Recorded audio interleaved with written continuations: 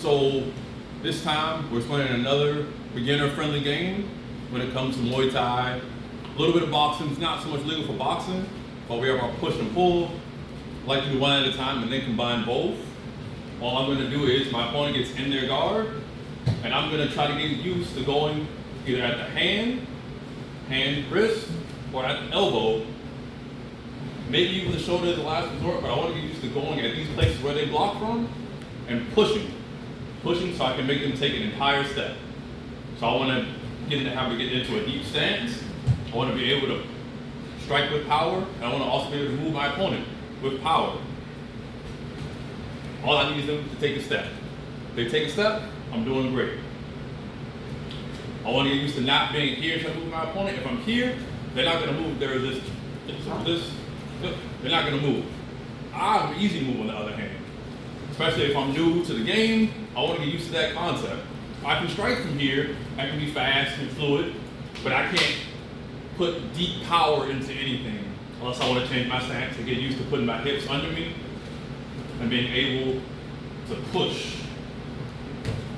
I can alternate that and switch to throwing strikes now. When I get used to it, I can add that extra oomph to my strikes. All the strikes you can think of, but especially the upper body strikes. And then we switch that up. On the other hand, we have the pull, where I want to have the same goal. I'm pulling here, pull on the wrist, the elbow, or even the shoulder, and I want them to take a step. So normally that's going to be under the elbow, and I get them to take a big step. Any kind of step is good, the bigger the better.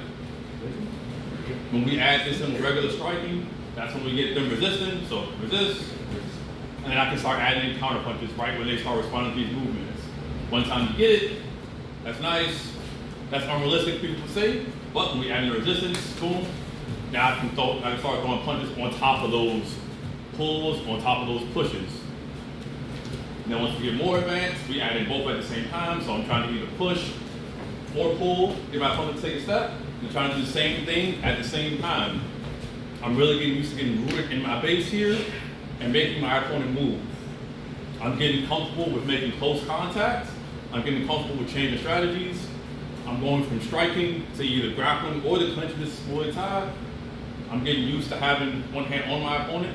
Even if I'm fighting with gloves, I can still make this grip. I can still push and pull. Some will say it's even better because the gloves can hook more than your hand's hand and get a nice grip that you have to fight to get out of. And when you fight, do a big pull, you can get used to throwing a punch right after. Because either way, they're going to make that step. That's all we want. I want my opponent to move the way I want them to move. So I'm going to use these concepts of pushing and pulling and making them move however which way I want, or whichever way I can.